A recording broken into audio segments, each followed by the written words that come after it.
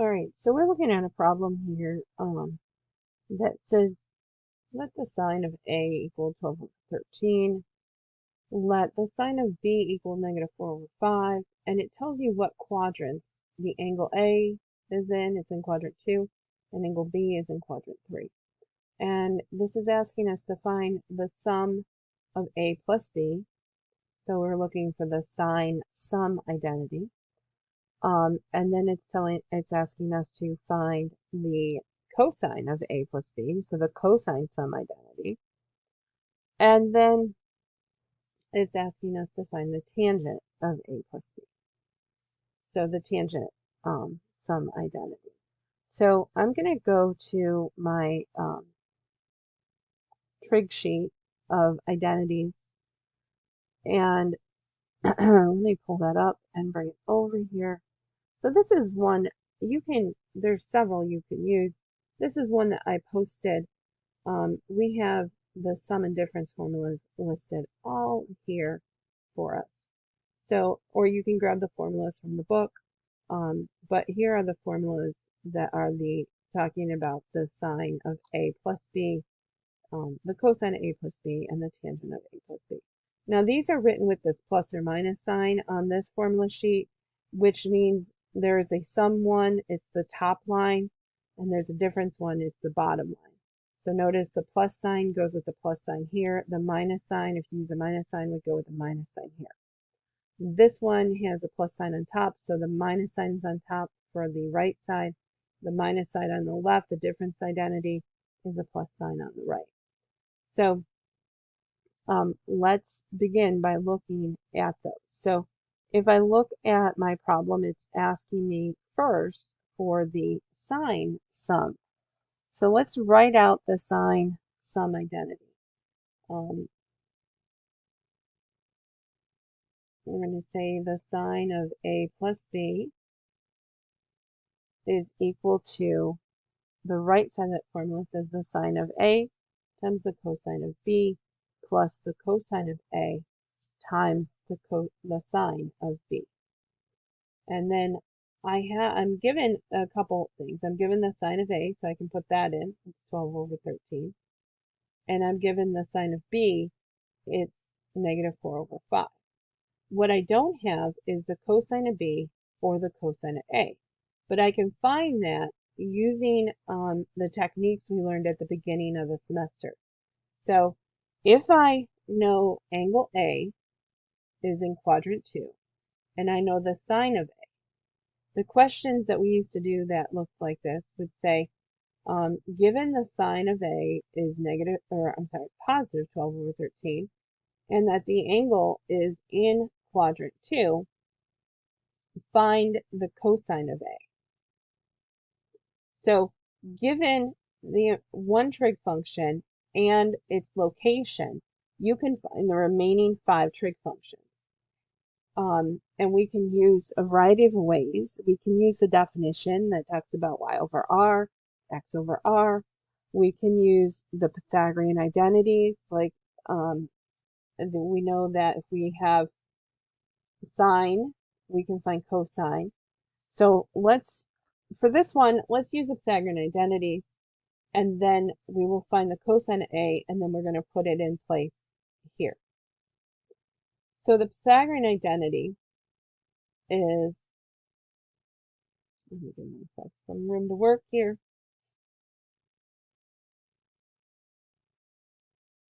It's sine squared A plus cosine squared of A is equal to 1. So the same angle on our formula sheet is this theta, but we're going to use angle A because that's what is in our problem. And so to find cosine squared, or cosine of A, we will subtract sine squared. This is a different way, a different form of writing the Pythagorean identity. And then if you want just cosine of A, you have to take the square root of both sides, and then it would look like this. So we're going to use it in this last form, and we're going to say the cosine of A is equal to plus or minus 1 minus the sine of A, which we were told is 12 over 13, and squared. Don't forget to square it. Squaring it is in the formula. And so now I'm going to simplify this. First thing I have to do is do the exponent before I do the subtraction. So 12, this exponent applies to both the numerator and denominator, and it looks like this. Then I'll have to, in order to do the subtraction, I need a common denominator. The number 1 can be written as 169 over 169. That's a common denominator with this fraction here. And now I can do the subtraction. 169 minus 144 is 25 over 169. So you subtract the numerators, keep the denominator the same. And last step, I can take the square root of this, actually, of the numerator and the denominator to get 5 over 13. So it's plus or minus 5 over 13. And now I know that angle A, I was told, is in quadrant 2. So since angle A is in quadrant 2, according to the problem, then the cosine, remember this is the cosine of A, the cosine is negative. So then I can erase this plus sign because it would be negative 5 over 13. And so now I take that and I'm going to put it in this formula. So I just found it was negative 5 over 13, and that goes there. And now I do this very similar step to find cosine of B. This time, to find cosine of B, let's give ourselves some room here. The type of problem that we would have said, it would say, given that the sine of B is equal to negative 4 over 5, and B is in quadrant 3, then find the cosine of B. That's the type of problem that we would have seen earlier.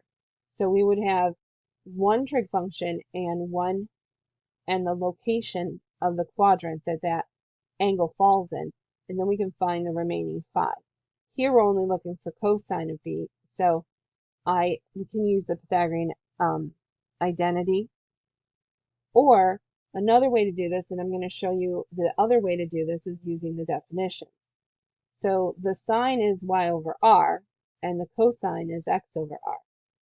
So this is telling me, the given is telling me that y is going to be a positive or negative 4, r is 5, and then I have to find x.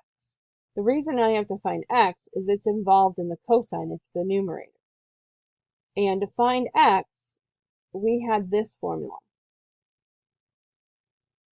So solving this formula for x, I would subtract y squared from both sides, and x would be plus or minus r squared minus y squared. So taking the square root of both sides. So plugging in r, that's 5 squared. Y is plus or minus 4. I'm just going to take it as a positive 4 for now, because no matter if I put negative or positive, it will, when I square it, it's going to become positive. So 25 minus 16, scroll down a little bit here. 25 minus 16 is 9. And when I take the square root of 9, I get plus or minus 3. Now, I have to decide. It tells me that the cosine, I'm looking for the cosine of B, so I know it's going to be positive or negative 3 over 5. X over, I just found x is 3, and we saw r from the beginning is 5.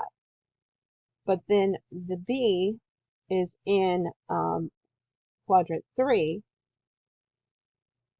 and since B is in quadrant 3, cosine is negative in quadrant 3. Remember, cosine is only positive in quadrants 1 or 4. So now I'm going to put in that value here. And now I can multiply and add these together. I'm going to multiply across the top, and then I'm going to multiply across the bottom. So here, I'm going to get negative 36 over, this is 65, 13 times 5. And then on this one, I'm going to multiply across the top. I'm going to multiply across the bottom. And on that side, negative 5 times a negative 4 is positive 20 over 65. When I add these together, I get negative 16 over 65. So that is finding the sum sine identity. So this answers the first question, the sine of a plus b. Now we'll have to do the same thing, or similar, to find the cosine of a plus b. Now I'm going to write the cosine of a plus b in front of me. It is, using my formula sheet, it's the cosine of a times the cosine of b, and then it's minus the sine of a times the sine of b.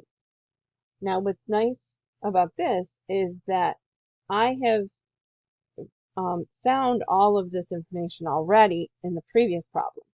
So if I go back up here, I have all this information, let me highlight it, already given to me. In the problem, I had the sine of A and the sine of B. So I can put that in right away. Sine of A and the sine of B. The sine of A is 12 over 13. The sine of B is negative 4 over 5. And then these two, I found doing solving. The cosine of B, it's right here, it's negative 3 over 5. And then let me scroll over to the right here. The cosine of A we found was negative 5 over 13. So I'm going to plug all of this in.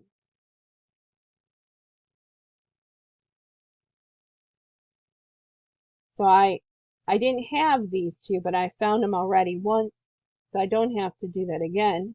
There, now I have it. And now calculating this, negative 5 times negative 3 is a positive 15. 13 times 5 is 65. Then I'll multiply these two together. I'll get 12 times negative 4 is a negative 48. And 13 times 5 is positive 65. 15 minus a negative 48, this becomes plus, and I'm going to get 63 over 65. So the cosine sum identity looks like this. Now, the next question, and the last one, asks for the tangent. And it's the tangent of a plus b. So there's a couple ways I can do this one. Because I found the sine and the cosine, I can use the tangent quotient identity. Or I could use this. But it would require me to do some more steps to use this one, because now I would have to calculate the tangent of A and the tangent of B and then plug them in here.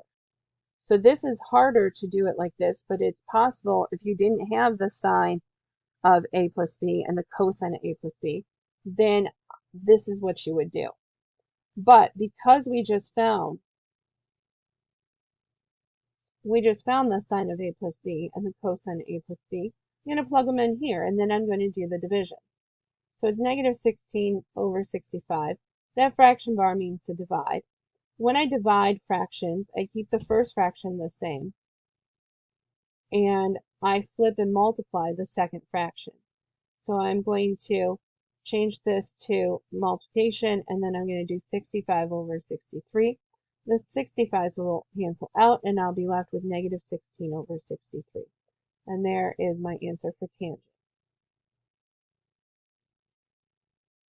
And then the answer to where the A plus B angle terminates, we'll take a look at negative and positives, and so I put a check mark where they could possibly be.